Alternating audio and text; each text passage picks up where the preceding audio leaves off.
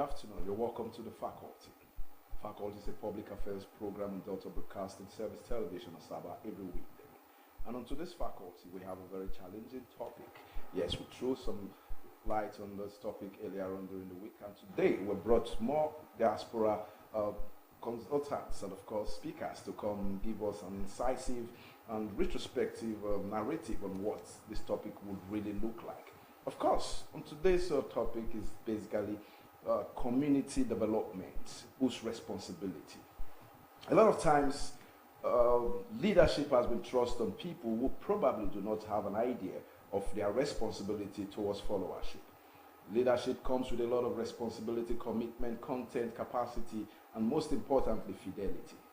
In different in the kind of democracy we practice in Nigeria, where we have three tiers: the federal, the federal, state, and local government. Responsibilities are quite divisive because at the local government level, the responsibility and the onus falls on them. But sometimes you see a situation where there's a clash of responsibility and there's no clear and detailed demarcation of responsibility, as the case may be. No clear order, no clear transparency, and of course, most importantly, whose duty is it to manage the community development? To throw more light on this today, I have two explicit and very well read and traveled gentlemen with me in the studio. To my immediate left, I have Honorable Kenneth Bandy, the CEO of the African German Center, and you're welcome to the program. Thank you so much, sir. It's a pleasure to be on your program. And of course, I have to my far left, a regular face on this program. Incidentally, the general manager of Puente Newspapers, Asaba, Mr. Baka, Mr. Godfrey Baka. You're welcome to the program. Thank you so very much. Yes, it's a nice topic to start on because you are based in Germany, you are based in Nigeria. Diverse cultures, diverse societal norms, diverse leadership style. Let me start with you, Honorable Bandy. What is community development in retrospect? What is community development, and how is the trajectory of community development supposed to be followed? I think first, thank you for having me on the program, and it's quite an honor to be on the program with my mentor, our mentor. And then we've come a long way back from the University of Calabar, where he was also one of the was one of the best writers then on campus. And I remember we have to queue online, to go and read his article. So it's nice to be on the same platform with you. Thank you so much. And like you said, you mentioned that in your introductory statement. The Nigerian community as it is based on the three tiers of governance, so to say. We have the federal, we have the state, and then we have the the local government area. And you explicitly mentioned something that is very, very dear to me, very important to me. That we have leaders who basically do not understand what leadership is all about. Leadership is about providing services to your people. It's about making life easier for your people. And so when you look at it in that context, that development is how do you make life better, for your people at the community level. What are the policies you're going to put in place? And like you rightly pointed out, we have the three tiers of the government. We have the federal, the state, and the local government area. Where in Nigerian context, most of the communities are based on the local government area. Yes. So to say, where most development supposed to start from the grassroots. So the responsibility, like you said, belongs to multiple layers. We have the government, we have the private sectors, we have the community themselves, we have the diaspora, very, very important sector, and of course, we have the business people within the community. Yeah. And so everybody has to play a role. Depends on the constellation. How have the government or the people are managing their affairs been able to divide these roles that everybody will know exactly what their roles are and be able to to package in making life easier for people. So the answer is development means how do we make our life better at the community level? How do we make our life better at the community level? Let me get your opinion, Baka. Well, I don't think you invited me to this program to say that Honorable Gandhi has said it all. Not at all. But truth is that he has thrown in very significant light. After that, your very rich introduction, as it were. Development is something that should be at the heart of every discussion. And incidentally, when I got your invitation on this and I saw the topic, I said there couldn't have been a better time to discuss this. Because we have a section of this country that about now, all the communities and wherever they are, it's like homecoming. People are coming back and the town halls are ready for people to discuss. Where were we? Where are we now? How can we get better so that by this time next year, we could say we have improved. Communities that do not have pipe-borne water will be thinking of how can we, if individuals can strike borehole, how come a whole community, people still go kilometers to fetch water and all that, and not just the same water that cows are drinking from, the same water they are using for irrigation, the same water human beings are bathing from and eating. Some persons even open defecation on the same water. And you won't be surprised in such a setting where you have all manner of disease, including cholera and all that. So it's about the essential things of life and how can they be made available so that life today can be better than how it was yesterday. And I think that is the drive. But the paradox of the Nigerian situation is that not many people that find themselves in leadership think along that line. How can I leave the state better than what I met it? People rather think along the line of how can I be richer than how I was when I came to power. Then you now see that those two propositions are working at cross purposes, because the money that you are using, the resources you are supposed to use to make life better for the citizens, you either plow it back to yourself or sometimes capital flight, you send it abroad, so that you are thinking of how your generations after you, in your own lineage, will not experience poverty anymore. Instead of how can the average citizen get better because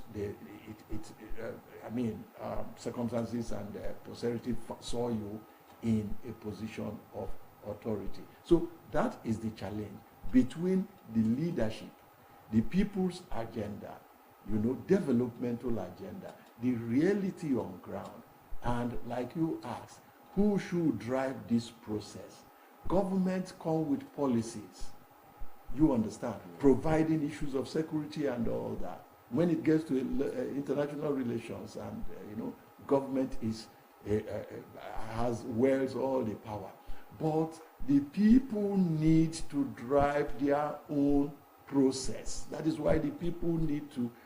I tell you something. I had the privilege at some point for SDG to provide one of their Helos buses and say, we know the role you play in this state in terms of influencing opinion. You move around our project and see some of the things that are happening. And I visited some of the SDG projects. They execute, they hand over to communities. But in some cases, you see that a solar-powered water generating system may not be working simply because just something like as small as battery may not be in place.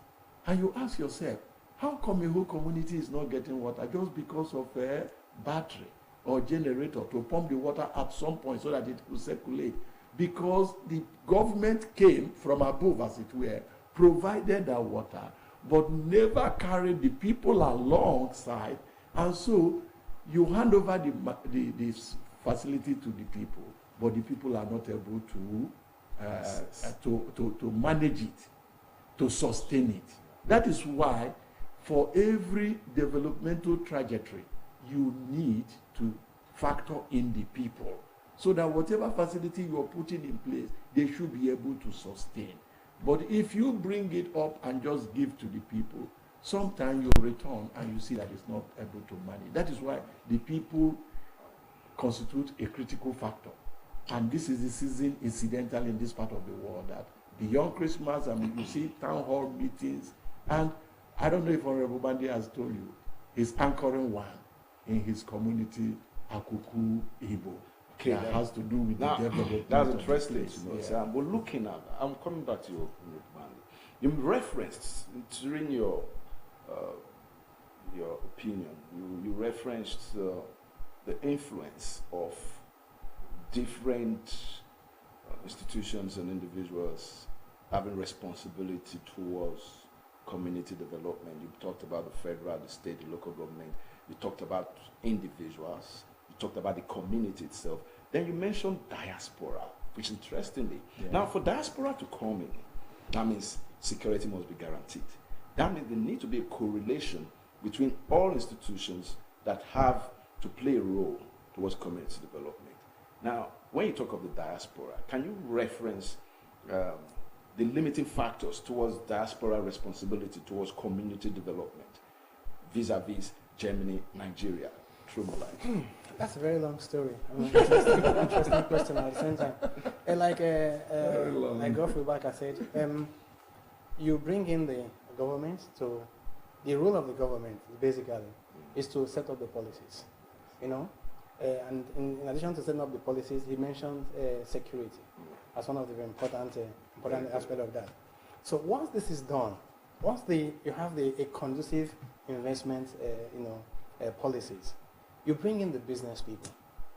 They can be from Nigeria, they can be from the diaspora. They take advantage of these friendly policies to begin to set up cottage industries, set up hotels, set up firms and factories, to take advantage of that. It might be tax breaks, it might be whatever it means. And then, then of course the community themselves, having seen the importance of these government policies and friendly environment, that's why you have the PGs in different local government and different communities. Yeah. He mentioned this is Christmas time. You see one PG having one town hall or the other because they want to see a synergy, coming together. Now, coming back specifically to the diaspora, no single nation on earth has developed dramatically without the roles of the diaspora. Take Indian, for instance. Take the Australians, for instance. Take the Israelis, for instance. Unfortunately, apart from the Obasanjo's government, the federal government of Nigeria have been paying lip service to the diaspora and engagement with diaspora. Let it be on record that between 2017, back to 2018, 19, 2023, and the rest of them, the diaspora are keeping this country from bankruptcy. This is according to IMF report, according to World Bank report, and the rest of them. And what does that mean? That the remittances of the diaspora to Nigeria far outpace the GDP of Nigeria in billions. Keeping this country alive from going bankruptcy. That is one. In Nigeria, for every 10 households, 6 persons are in diaspora. And if you compare the life of those individuals, their life fare a little bit better than the normal people because the people in diaspora, they send in tuition fees, university fees, utility bills, and the rest of them, which cushion the effect of the whatever austerity measure we have.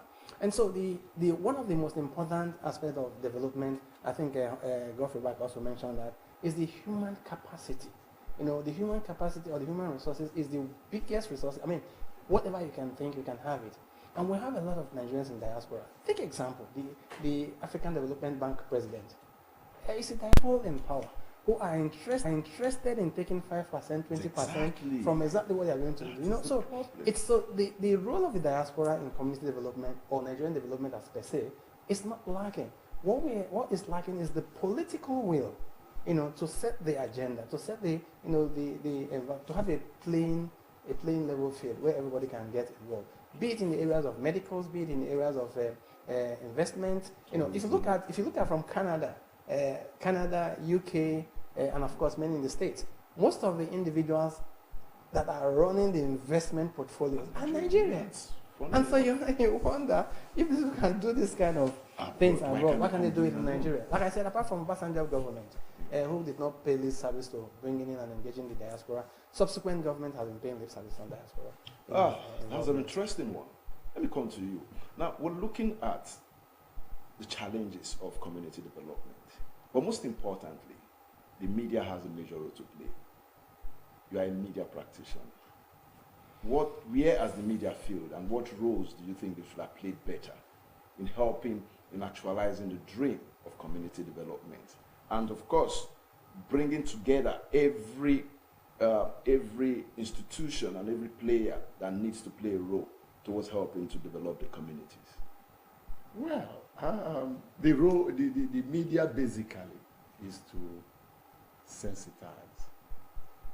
It's also to educate, to conscientize, as it were, and also to set agenda, basically, So it is the duty of the media to reflect on what is happening in the society. Somebody will say, oh, the media plays up insecurity, and that has a tendency to scare investors from coming. But what we should ask ourselves is the media the creator of the insecurity, or is just reporting the situation? If the local media doesn't report it, the social media, the international media. So the world has become a very global village, as it were. So the truth is that we need to deal with the situation of insecurity. And one of the ways, Honorable Bandi said something very, very instructive. If some of these things are factored in, we have the capacity to take care of the unemployment, the growing unemployment situation. With cottage industries, if every community has, growing up in my village, we had an oil palm company that was thriving. People were working, and people could not fathom, a situation where people will go to the road to armed robbery. But we've degenerated to a level now where people, you could be driving out of this place and armed men will pick you up and they are negotiating. And so people get to hear of this and they begin to ask themselves, what is the state response to this growing level of insecurity? And so we need to tackle insecurity. And because there are people now in the diaspora, not everybody has, permit me to use that language, the kind of liver or the patriotism that Honorable Bandi has. That yes, established, accomplished in Germany, in Europe, and in the diaspora. But most of the time when you chat him up, you find out that he is not just in Nigeria, he's in Delta. And it's not just in Delta, it's either in Asaba or in Akukibo, and mixes up with everybody and all that. So he's a thing of the mind, and he feels he's secure. But in some other settings, we found people who, because of your profile, you are just picked up and they are negotiating with your people over for reasons you just cannot fathom out. So is that bad? Then one other factor that we must not forget about is elite insincerity. Insincerity on the part of the elite. Especially the political elite. Yeah, political elite. We also have economic elite. Yes, we have. People, because of their international exposure, they can, where you are today, they are already seeing the future. And there is something that we are battling with from the Niger Bridge down to as far as Agbo Munede. If you check throughout the whole stretch, you see that land grabbers have taken up virtually everywhere, and they are on air telling you about these garden estates, this one and this one and this one. So you have developers who have no roadmap, no plan of what they are to develop, and how are the communities factored in. It's a danger, because they are seeing how this appreciates and what the future looks like, and they are grabbing in. But at the end of the day, it's about individual development rather than community development. I could go to Buluku now and tell them that as the general manager of Pointer newspaper, I have associates abroad and this, and this we are going to set up a branch of Pointer in there. Give me land, and they say from the palace, they say from here move over to that place. That is it. And at the end of the day, what I'm telling them is different from what I have just grabbed land for myself. And so elite insincerity is very dangerous, and that is why we are seeing a situation where people are disagreeing with PGs, and people are sponsoring some persons to PGs. Our community elections have become more cantankerous, more violent prone than even our national election. And all the whole of these things. And if to an election they are picking up candidates and all that, there are factions and there are factions. It's all about the land for development. Is it for now or for the future? If the interest of the community is what you're factoring in, why are you so desperate about it? So a whole lot of enlightenment is required. The media need to throw in a whole lot of light into this, and we all need to think more about the posterity. How will posterity judge us in all the actions we are taking? Still talking about community. Most of your response was dwelt on the community inhabitants. Now that's where I was going to. The community equally has a role to play. And in most times we have found out that community has failed. Where did I say they have failed? When investors do come, the attitude of community inhabitants, even the so-called PGs and their chiefs, have driven investors away, especially in areas of development levy, in areas of... that has been outlawed in Delta. But it's still practiced. It has been outlawed. It has not come in. It has been outlawed. Yes. But a lot of communities, besides that, we have seen communities going to intimidate investors that you need to pay a certain amount before we allow you to continue. These are people that are bringing jobs to you, people that are bringing investments to you. Can you take a look at that? Yes, I think... because investors need their security. Yes, I totally agree with you, 100%. One of my friends used to say, it's not about this or about that. It's about this and that. This and that. The community, have a role to play. As a matter of fact, I think the GM pointer just, analyzed it the way it is, that our community election, has become, has been politicized. Again, that goes back to the insincerity of the elites, what he was trying to say.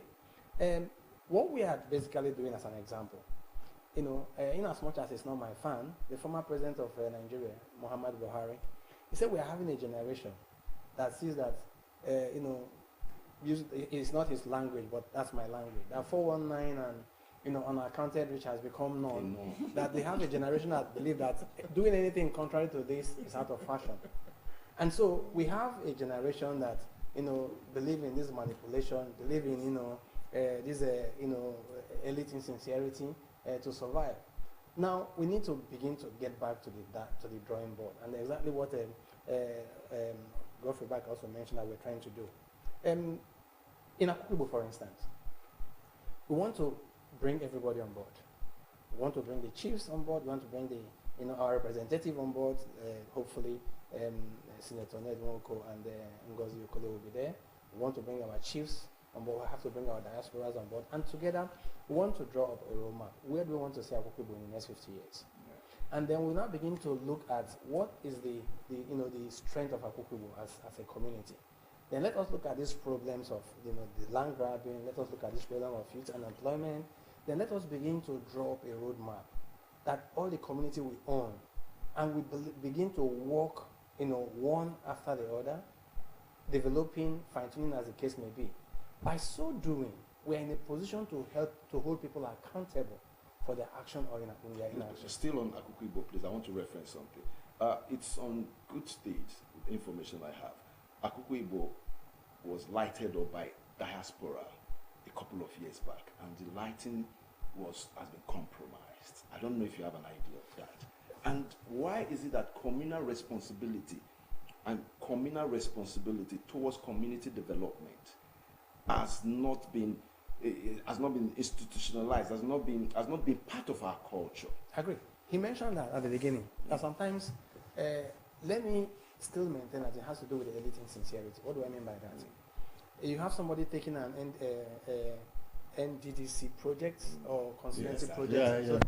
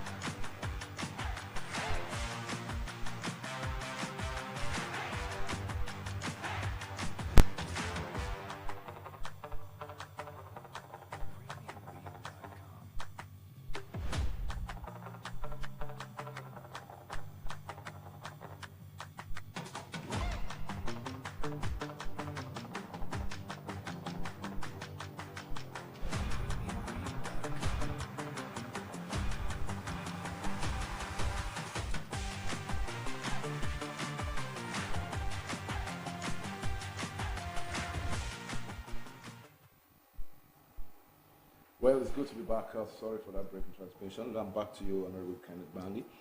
And of course, we're looking at community responsibility, like we said. Yeah. Like we said, we have this elite sincerity. You know, awarding a contract and, you know, picking your proxy, awarding them the contract, and they are not taking the community, along. Like what he mentioned, just a single battery will be an issue, to the community. But the community didn't know, probably. That's the problem I'm trying to say, not taking them along. So sometimes, you do not shave a man's head without his consent in absence. So it's always important that what exactly we're doing, like you reference, we want to drop a roadmap. What are the roles of the youth? What are the roles of the chiefs? What are the roles of the headmen? And everything, and we own this project together. It's going to be an Akuku project, or it's going to be a community project. Yes. And everybody is involved, and everybody has a role to play. And that is the only way you can get people tend to sabotage things they don't know, or things they are not, they don't believe in. Or because things they don't benefit from. Well, you could convince people to come on board. If they are aware that it's for the general good. But what you see sometimes is that it's a kind of a protest, because they believe that the elite, or those people, whether it's in the community or in the state, they've already compromised and collected money that belongs to the community. So whatever they're trying to do is just whitewash, so to say. And so they try to protect in one form or the other. But if they are being carried along, everybody will understand that they have a responsibility to play. And that is why the PGs are very important. The community leaders are very important. The roles of the community is very, very important. And by so doing, I will give probably letting the cat out of the bag. Rather, I'm not supposed to say that. In the upcoming, summit we are trying to engage, we have some of our representation or representatives already committed for a project, for Akoko, even before the D-Day. And what we are trying to do is to go back to the community that this project are supposed to be cited in. To say, we need to cite this XYZ project in the community. We need first, to come together and agree, do you like this project to be cited in the community? If yes, what is going to be your own contributory responsibility to that? And they said, okay, we can give you land to build this project, number one. We can have the first right of refusal in terms of employment, in terms of the low qualified, both the low skilled workers and the qualified people will have the first right of refusal, and the rest of them. Once that is captured in the agreement, everybody understands their responsibility. And you see that both the youth, both the elders are all working together for the success of the project. So I think on one side, the insincerity of the elite is responsible for the attitude, the lackadaisical attitudes of the youth, and on the other side, the insincerity, of our leaders also at the community level, who are trying to pocket whatever project they have. And these are things we need to address in Anioma community. And the more we begin to talk about that, and the role of the media also sensitizing people about these abnormalities, the better for the Anioma people too. All right. So, Baka, let's look at the role of the local government administration in community development, local government and state government administration. Because basically, with the inference by most people, or by the law right now, especially with the Supreme Court judgment affirming the autonomy of local governments, which gives them total autonomy, both financial and administrative autonomy, which a lot of people think is not feasible or is not looking realistic, because most of the local government chairmen are, in quotes, stooges of the state governors. But however, moving forward, what are the roles of both local government and the state governments, and are they meeting their responsibilities? Well, the local government is expected to be the nearest local government. The nearest government to the people, the government of the grassroots. So that's what the expectation is. You made mention of autonomy, and since it came into effect, yes, I have seen primary healthcare centers coming up.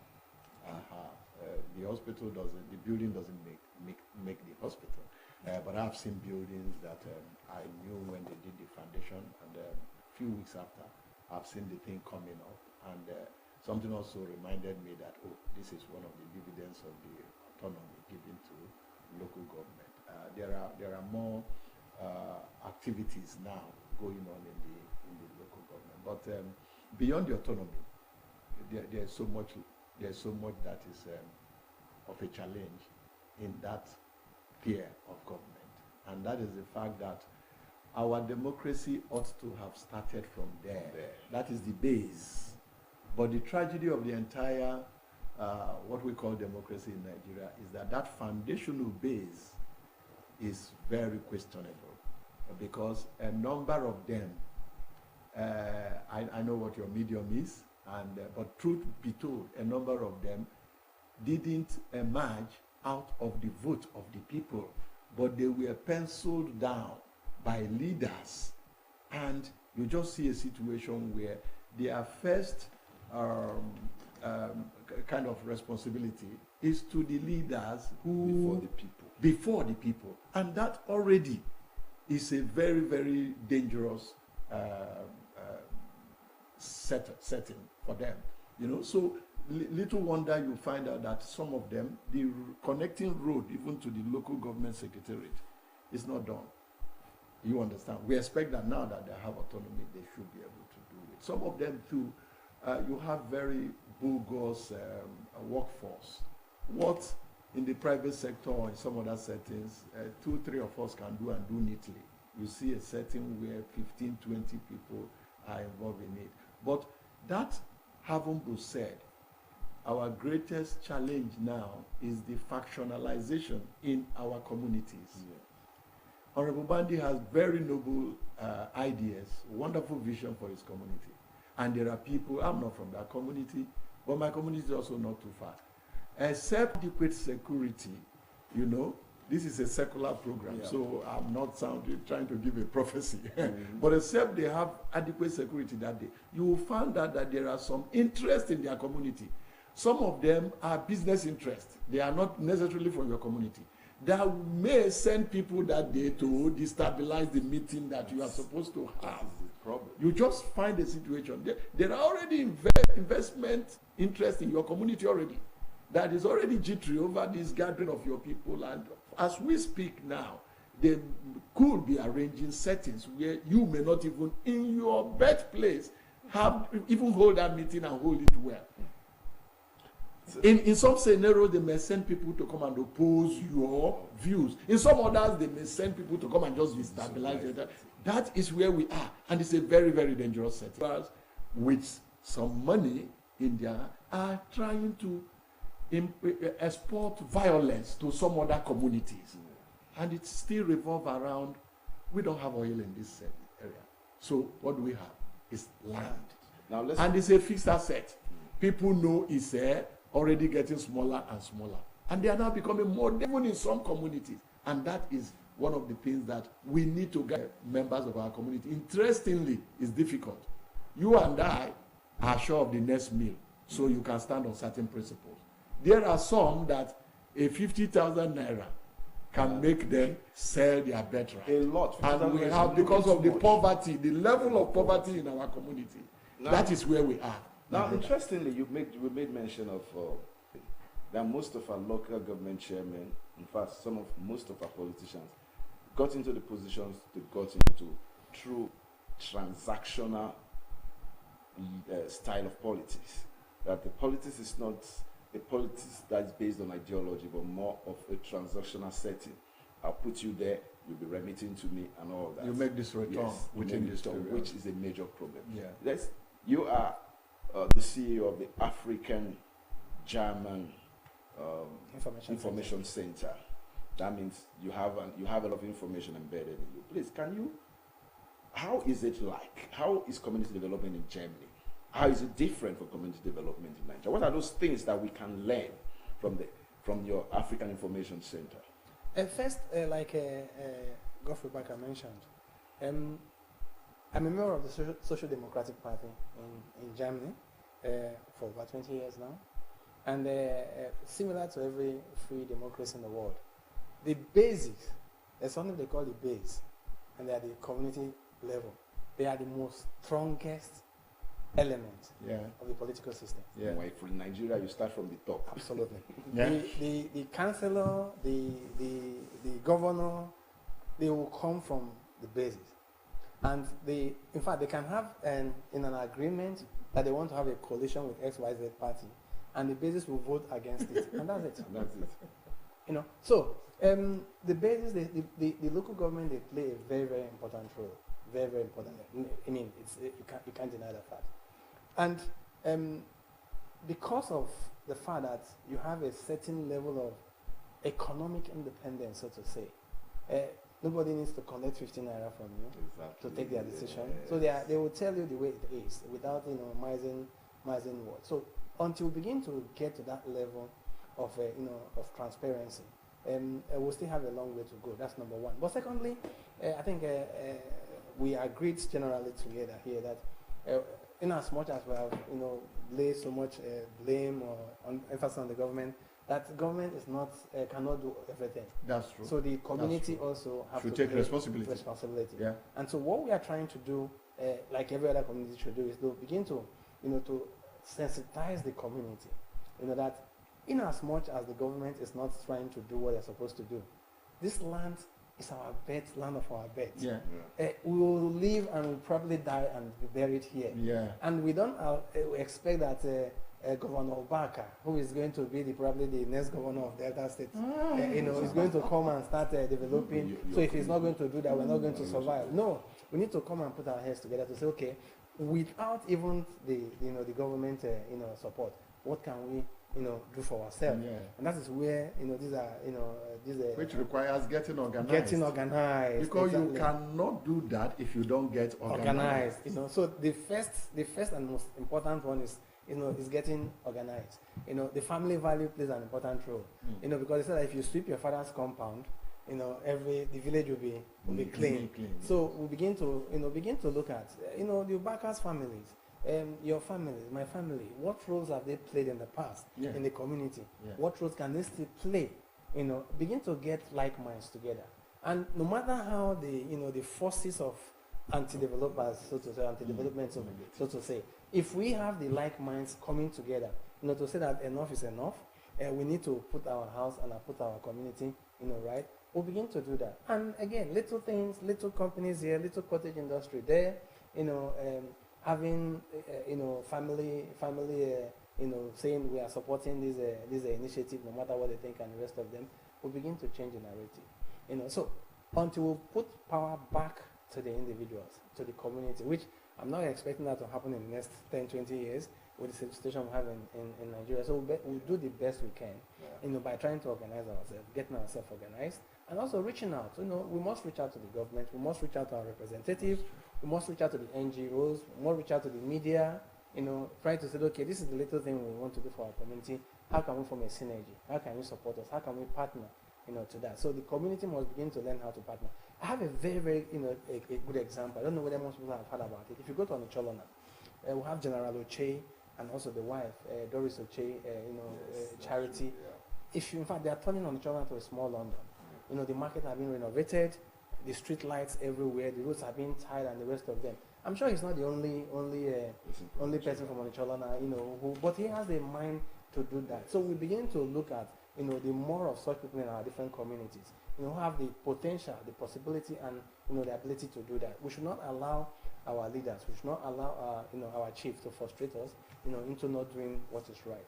And so I think we should begin to come together, think development, think about the betterment of our people. Now, it's talked about transformational leadership, because when he talked about which General Che talked about Olona, that is transformational leadership in display. But the major problem that I've found within the trajectory of development is corruption. How has corruption limited the development of our communities, and how can it be tackled? Because corruption is a major problem. Well, I think a number of those things have been said in this program. Yes, one, we get organized. If we have an organized structure, we should insist on accountability. We should insist on transparency. And why that is a lot better to be held in the community is that if you get to, I should mention it now, if you get to Buluku in Aniocha South and ask of Godfrey back, and they should be able to tell you, is he that thief that is told. So every community knows their own songs. You know, yeah. I can follow my friend now, and we drive to Akukuibu, and I get in there. I claim to be this. I could deceive some people. Maybe they do not know me there, but not in my community. They know where I started from, and they know who I am, and they know what level of responsibility they can entrust with me. You know why, and that is why basically it is said that your dance steps actually starts being commendable, start fitting you from your home. So the home is very, very important. Exactly, it starts from the home. You know, but the other one is that we like most things we do, we start our building not from the foundation. We start our building from the roof. And that's why we expect that there should be democracy, transparency, accountability in Abuja. When your councillor is not transparent, that was sworn in 2, 3, 4 months ago, is already driving about in a Jeep, SUV, for a councillor. And you begin to ask, what? For goodness sake, it could just be the constituency project that is supposed to use to put borehole in your community that is driving all around the entire place. And you'll be hailing him. You'll be hailing him. You will be celebrating him. And the traditional institution might as well invite him to choke him and give him chieftaincy title for being a good thief. You know? So that's where we are. So this issue of corruption is not a theoretical thing. It's not just there. It's not something of a textbook. You look around you, you see it. And we just must ensure that we kill it, otherwise it kills us. That's where we are. Still looking at that. Still looking at the role of traditional institutions. We have had issues where traditional rulers have been asked to come and have been held accountable for misdemeanor, for selling of community lands, for collusion with headers and selling of lands to Fulani herdsmen, for example, and for mistrust of community responsibilities kept in their custody. Now, the role of the traditional rulers towards community development, how can it be improved upon? Because a lot of times we've seen traditional stools being coerced or bought through coercion or through political affiliation, which does not go down well with the plan. It creates dichotomy within the community and, of course, fracas. And that cannot, in a saner climate, especially for diaspora investors, they will never want to come to a community that is not settled. That is one. And secondly, because of time, we probably want to look at it. We talked about cottage industries, production. It cannot happen without the government playing a role in making sure there's availability of power, whether solar, whether independent power. But I think the three arms of government has a major role to play, because power has to come probably from the center. Individuals want to be secure before they come and invest at home. I'm talking about diaspora investors or foreign investors. They need security. Those should be the responsibilities more of the federal and state government. So, I mean, these two scenarios, can you help us, please? Well, definitely. You see, I hope I'm not quoting it wrongly. No. But I think the former CBN governor, Soludo, I think he was the former... And, you know, he was addressing the diaspora once, and he said, we brought up these issues you've just mentioned, issue of security, issue of power, and the rest of them. He said something very ironical, or he said something ironically, and he said that, well, all what you've said is true, but you can basically wait until those things are cleared before you come and invest. Then in that case, you probably would have to wait for the rest of your life, you know, which is true. And so, the inference from that, what I've learned from that is that if we begin to wait until these issues are settled, you know, we'll probably have to wait for very long. So we need to come up with, we need to think outside the box. We have to come out with, some cottage industry that are, self-power reliant. You know, we have to have, these modern, using water to generate power, the solar energy and the rest of them. We need to actually expand that.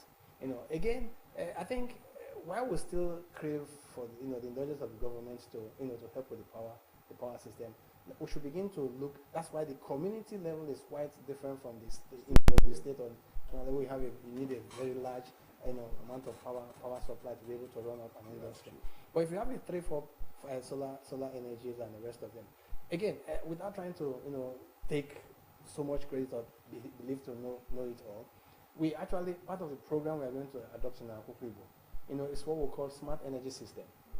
I'll give a very basic example so you understand what I mean. We just have a kind of a solar panel as big as this monitor, for instance. We have a power battery and the rest of it. And we can have a 3, 4, 5 clippers attached to it, and probably a socket to carry out a small TV for entertainment. And we said anybody who wants to go into barbering system, this is what we can do. This is a self-sufficient energy system. Yes. And the important part of that is that we're not even expecting you. It's going to cost about probably 300 or 400 euro. We're not going to say you have to drop the 300 euro until no. You have a smart system where when you recharge that card, and when you recharge the system, you can operate and you pay instrumentally until you're able to finish your payment. And that can be scaled up to other different business ventures, whether it's the charging of solar phone system, whether it's for the saloon, whether it's for small printing outfit and the rest of them. So we can have this small model system to encourage our people from the. Thank you. One last word from you, Mr. Abubakar. Well, it's a privilege to be here.